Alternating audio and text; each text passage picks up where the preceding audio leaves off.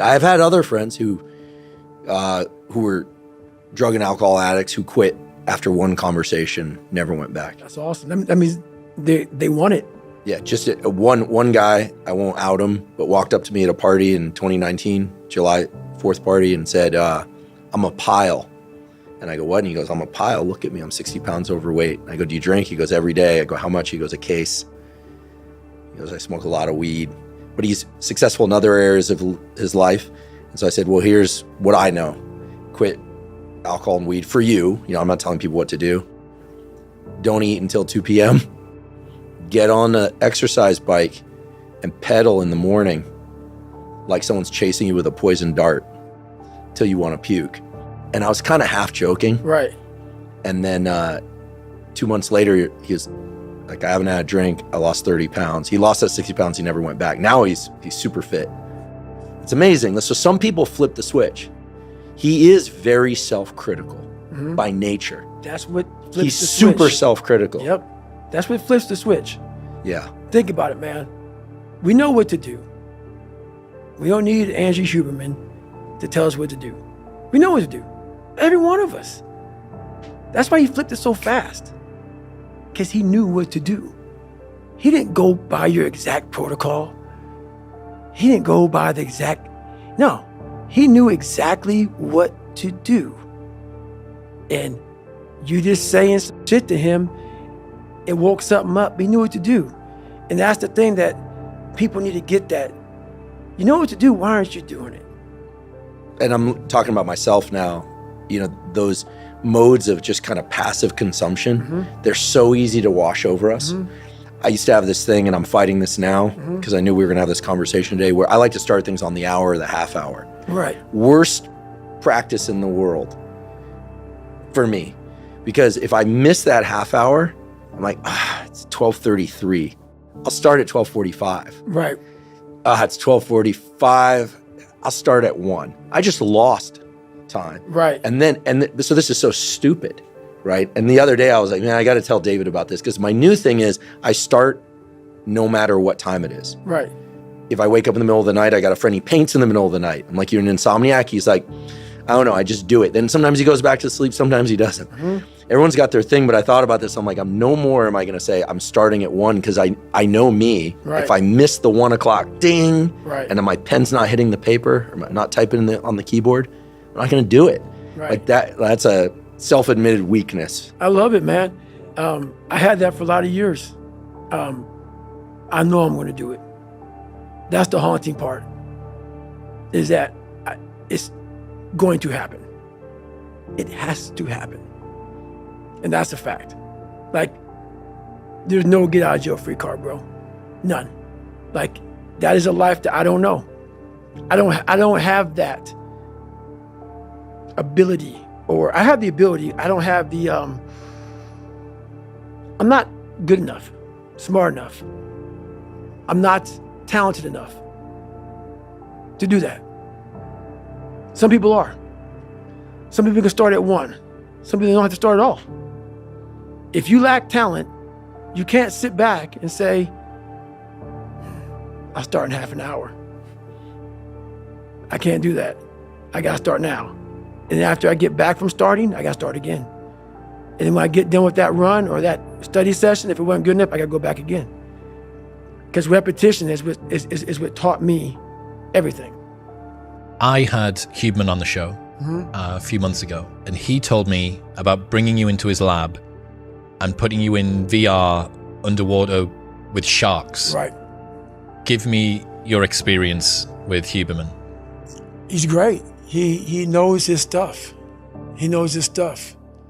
Yeah, he's a very knowledgeable man on what he's doing. What's being in VR with sharks like? It's nothing. No? No, because one thing about me is I deal in reality. You put me in VR as VR. It's a fake thing. And I work in reality. I only work in reality. I don't work in fake situations. So that's why it didn't work on me. You put me in a real ocean with real sharks, you'll get your real reaction. You put me in a room when you walk in the door and you sit down in the chair and you put some shit on your fucking face. I know I'm in a fucking chair. I know I'm in a room. If you get that psyched the fuck out, you need to study that more than that. You know what I'm saying? Yeah. Why are you so sensitive? Why are you so fragile? Yes. Yeah.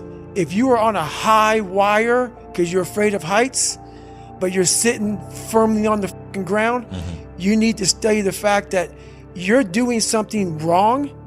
Don't study the afraid of heights. Study why the fuck do I know I'm on the fucking ground in a fucking chair, but I'm afraid of what's on this screen. So I don't allow anything to go beyond the truth. He said that, obviously you didn't know this in advance. It could have been the most lifelike VR in the history of the world. Right. And apparently it was a group of you guys, and someone had to go first. Someone had to go first. You're not that good with water. Not sure how you feel about sharks, but can't imagine you're a fan. And you were just like, me, please. Yep. I'm first. Yeah, I'm like that with everything. Because why sit back in the back and think about, let me watch you go first. You can watch me go first. Is there anything that you'd like to study with Huberman? Would there be any like cool tests? Is there anything that you've been thinking about to do with performance or anything like that at the moment? No.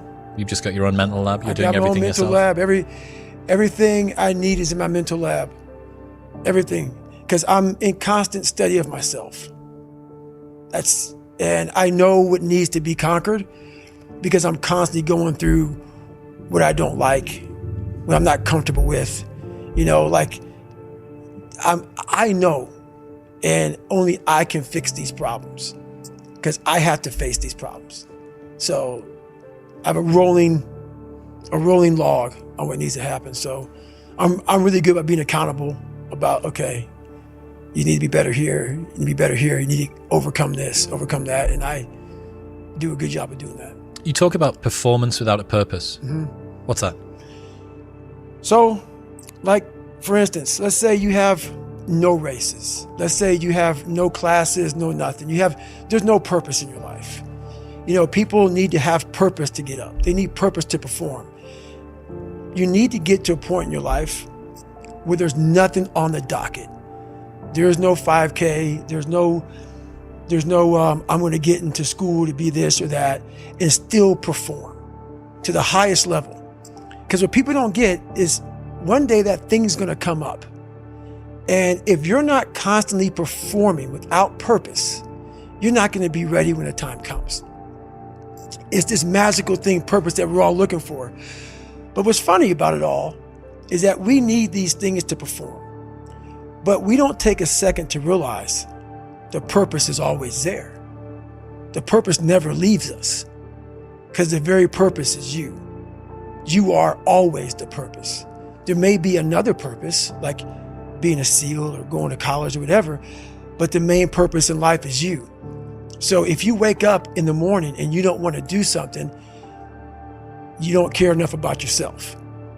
And that's what you need to really research is, man, why am I not doing this for myself? Because that is the number one purpose in life, is to better oneself.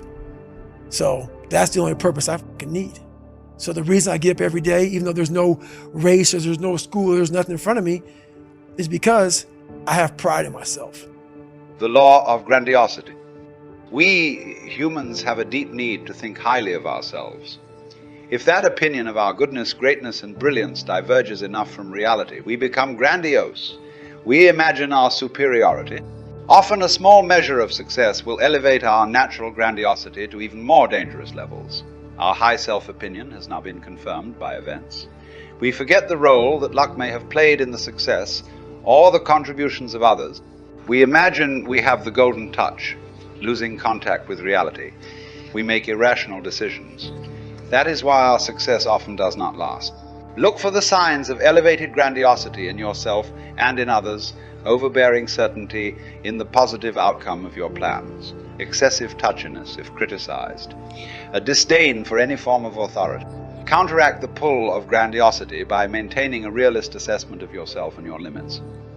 Tie any feelings of greatness to your work, your achievements, and your contributions to society. Keys to human nature. Let us say that you have a project to realize or an individual or group of people you wish to persuade to do something. You can think of the project or task ahead of you as a block of marble you must sculpt into something precise and beautiful. The block is much larger than you and the material is quite resistant, but the task is not impossible. With enough effort, focus, and resiliency, you can slowly carve it into what you need. You must begin, however, with a proper sense of proportion. Goals are hard to reach, people are resistant, and you have limits to what you can do. With such a realistic attitude, you can summon up the requisite patience and get to work. Imagine, however, that your brain has succumbed to a psychological disease that affects your perception of size and proportion. Instead of seeing the task you are facing as rather large and the material resistant, under the influence of this disease, you perceive the block of marble as relatively small and malleable. Losing your sense of proportion, you believe it won't take long to fashion the block into the image you have in your mind of the finished product. You imagine that the people you are trying to reach are not naturally resistant, but quite predictable. The emphasis is not on what you need to do to succeed, but on what you feel you deserve. We can call this psychological disease grandiosity. As you feel its effects, the normal realist proportions are reversed. Your self becomes larger and greater than anything else around it. That is the lens through which you view the task and the people you need to reach. This is not merely narcissism, in which everything must revolve around you. It is a feeling of being not merely human, but godlike. Your task as a student of human nature is threefold. First, you must understand the phenomenon of grandiosity itself, why it is so embedded in human nature, and why you will find many more grandiose people in the world today than ever before. Second, you need to recognize the signs of grandiosity and know how to manage the people who display them.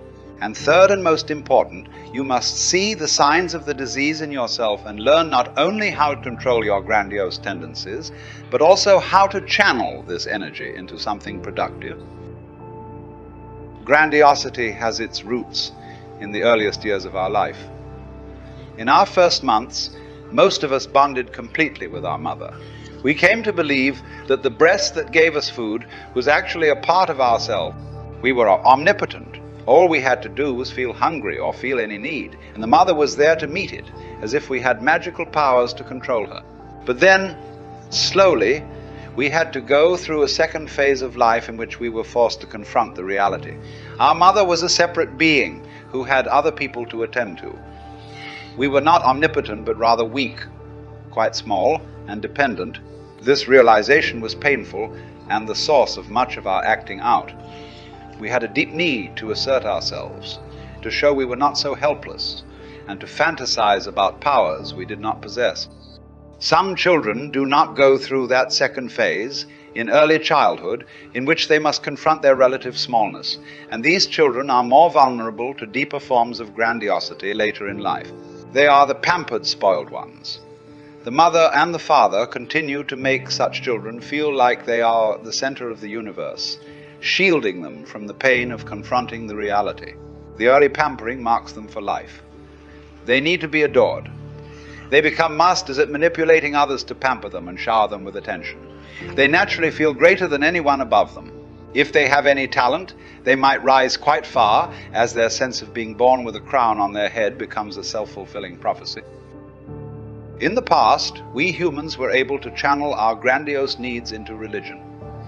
Gods and spirits represented these elemental powers of nature that dwarfed our own. By worshipping them, we could gain their protection.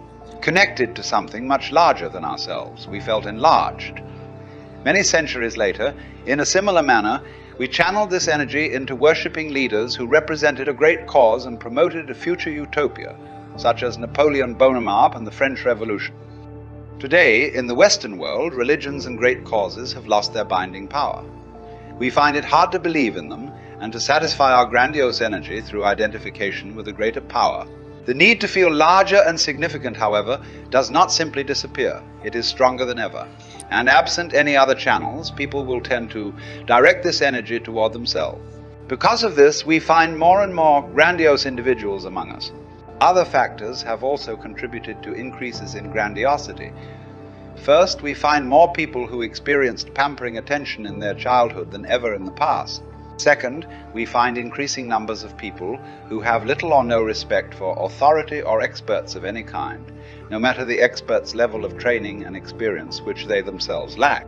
Without a sense of anyone rightly being above them and deserving authority, they can position themselves among the highest. In looking at the people around you, you must realize that their grandiosity, and yours, can come in many different forms.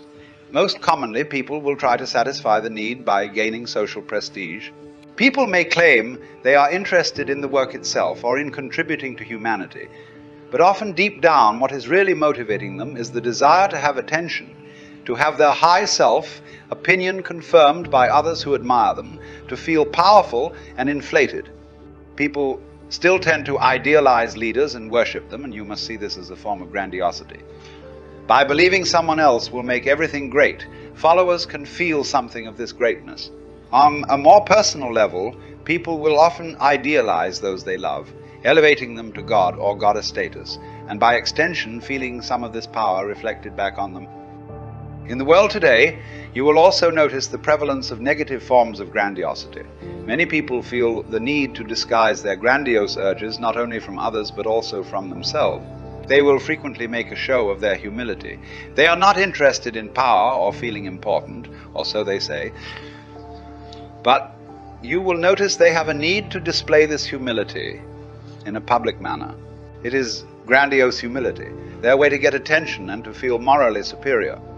A variation on this is the grandiose victim. They have suffered a lot and been the victim numerous times.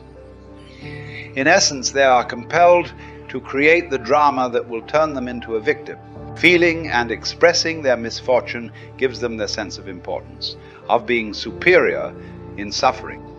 You can measure the levels of grandiosity in people in several simple ways. For instance, notice how people respond to criticism of them or their work. Some people become enraged and hysterical because we have called into doubt their sense of greatness. You can be sure that such a person has high levels of grandiosity. Similarly, such types might conceal their rage behind a martyred pain expression meant to make you feel guilty. Grandiose people are generally big talkers. They take credit for anything that is even tangential to their work. They invent past successes. Higher grandiose types generally display low levels of empathy. They are not good listeners. When the attention is not on them, they have a faraway look in their eyes and their fingers twitch with impatience. Finally, they exhibit nonverbal behavior that can only be described as grandiose. Their gestures are big and dramatic. Their voice tends to be louder than others, and they speak at a fast pace, giving no one else time to interrupt. If such types happen to be your rivals, consider yourself lucky. They are easy to taunt and bait into overreaction. Finally, you will need to manage your own grandiose tendencies. The greatest protection you can have against grandiosity is to maintain a realistic attitude. You know what subjects and activities you are naturally attracted to. You need to play to your strengths and not imagine you can be great at whatever you put your mind to. You must have a thorough understanding of your energy levels, of how far you can reasonably push yourself, and of how this changes with age. This self-awareness has a physical component to it that you must be sensitive to. When you are doing activities that mesh with your natural inclinations, you feel ease in the effort. When you take on too much, more than you can handle, you feel not only exhausted but also irritable and nervous. You are prone to headaches. When you have success in life, you will naturally feel a touch of fear, as if the good fortune could disappear. You sense with this fear the dangers that can come from rising too high and feeling too superior. Your anxiety is telling you to come back down to earth. The grandiose leader. If people with high levels of grandiosity also possess some talent and a lot of assertive energy, they can rise to positions of great power. Mesmerized by their image, we often fail to see the underlying irrationality in their decision-making process and so follow them straight into some disaster. They can be very destructive. To awe us and distract us from the reality, they employ certain theatrical devices. It is imperative for us to see through their stage tricks, to demythologize them and scale them back down to human size. The following are 6 common illusions they like to create. I'm destined. Grandiose leaders often try to give the impression that they were somehow destined for greatness. They tell stories of their childhood and youth that indicate their uniqueness, as if fate had singled them out. They highlight events that showed from early on their unusual toughness or creativity, either making such stories up or reinterpreting the past. The future great leader was already in gestation at a young age, or so they make it seem. When you hear such things, you must become skeptical. Look for the more mundane facts behind the tales of destiny, and if possible, publicize them. I'm the common man woman. In some cases, grandiose leaders may have risen from the lower classes, but in general they either come from relatively privileged backgrounds or because of their success have lived removed from the cares of everyday people for quite some time. Nevertheless, it is absolutely essential to present themselves to the public as highly representative of the average man and woman out there. Only through such a presentation can they attract the attention and the adoration of large enough numbers to satisfy themselves. The trick grandiose leaders play is to place the emphasis on their cultural tastes, not on the actual class they come from. The public can now identify with them despite the obvious contradiction. But the grandiosity of this goes beyond merely gaining more attention. These leaders become vastly enlarged by this identification with the masses. They are not merely one man or woman, but embody an entire nation or interest group. To criticize them is to want to crucify the leader and betray the cause. If you notice such paradoxes and primitive forms of popular association, stand back and analyze the reality of what is going on. I will deliver you. These types often rise to power in times of trouble and crisis. They will be the ones to deliver the people from the many problems they are facing. In order to pull this off, their promises have to be large yet vague. The message must be simple to digest, reducible to a slogan, and promising something large that stirs the emotion. What you will find here is that they are creating a cult more than leading a political movement or a business. You will see that their name, image, and slogans must be reproduced in large numbers and assume a godlike ubiquity. People who now believe in the cult are doubly mesmerized and ready to excuse any kind of action. At such a point, nothing will dissuade true believers, but you must maintain your internal distance and analytic powers. I rewrite the rules. A secret wish of humans is to do without the usual rules and conventions in place in any field, to gain power just by following our own inner light. When grandiose leaders claim to have such powers, we are secretly excited and wish to believe them. As a variation on this, grandiose leaders will often rely on their intuitions, disregarding the need for focus groups or any form of scientific feedback. They like to create the myth that their hunches have led to fantastic successes, but close scrutiny will reveal that their hunches miss as often as they hit. When you hear leaders present themselves as the consummate maverick, able to do away with rules and science, you must see this only as a sign of madness, not divine inspiration. I have the golden touch. Those with heightened grandiosity will try to create the legend that they have never really failed.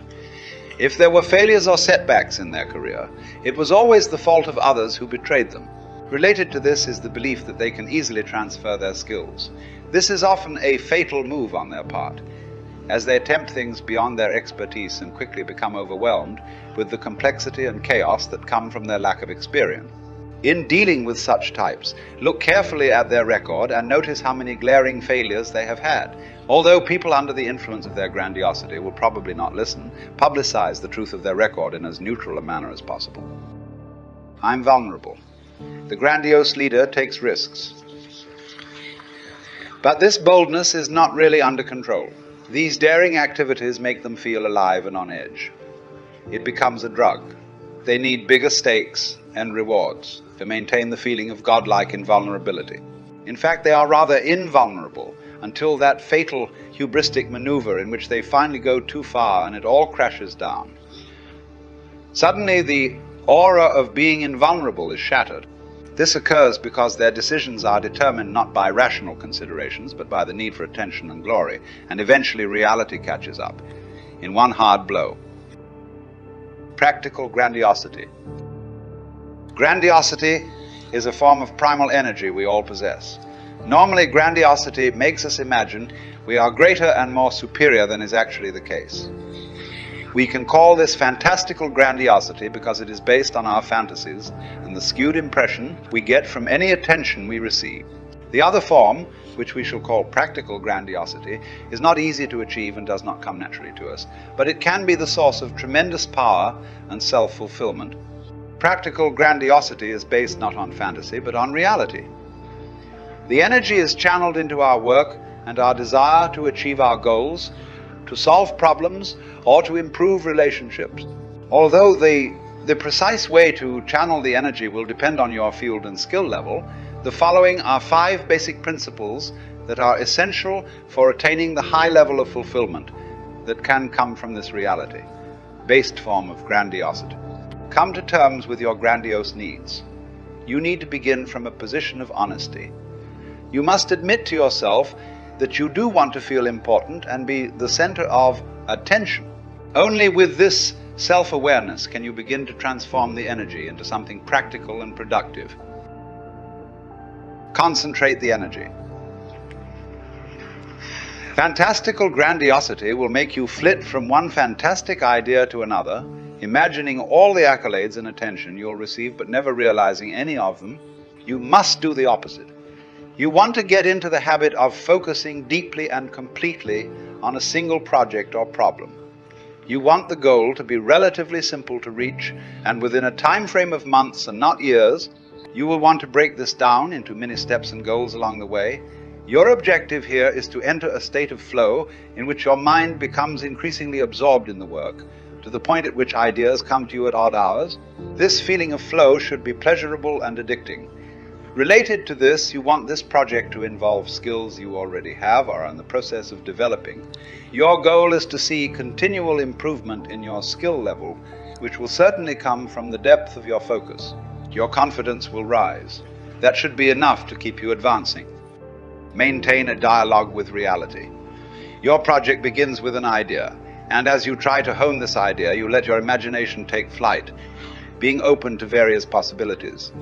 At some point, you move from the planning phase to execution. Now you must actively search for feedback and criticism from people you respect or from your natural audience. You want to hear about the flaws and inadequacies in your plan, for that is the only way to improve your skill. If the project fails to have the results you imagined, or the problem is not solved, embrace this as the best way to learn. Analyze what you did wrong in depth, being as brutal as possible. Once you have feedback and have analyzed the results, you then return to this project or start a new one, letting your imagination loose again, but incorporating what you have learned from the experience.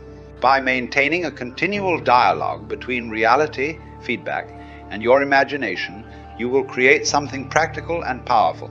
If you have any success with your projects, that is when you must step back from the attention you are receiving. Look at the role that luck may have played or the help you received from others. As you now focus on the next idea, see yourself back at square one. Never rest on your laurels or let up in your intensity. Seek out calibrated challenges. Your goal with practical grandiosity is to continually look for challenges just above your skill level. If the projects you attempt are below or at your skill level, you will become easily bored and less focused. If they are too ambitious, you will feel crushed by your failure. However, if they are calibrated to be more challenging than last project, but to a moderate degree, you will find yourself excited and energized. Let loose your grandiose energy. Once you have tamed this energy, made it serve your ambitions and goals, you should feel safe to let it loose upon occasion. Think of it as a wild animal that needs to roam free now and then, or it will go mad from restlessness. What this means is that you occasionally allow yourself to entertain ideas or projects that represent greater challenges than you have considered in the past. You feel increasingly confident and you want to test yourself. Consider developing a new skill in an unrelated field, or writing that novel you once considered a distraction from the real work. Or simply give freer rein to your imagination when in the planning process.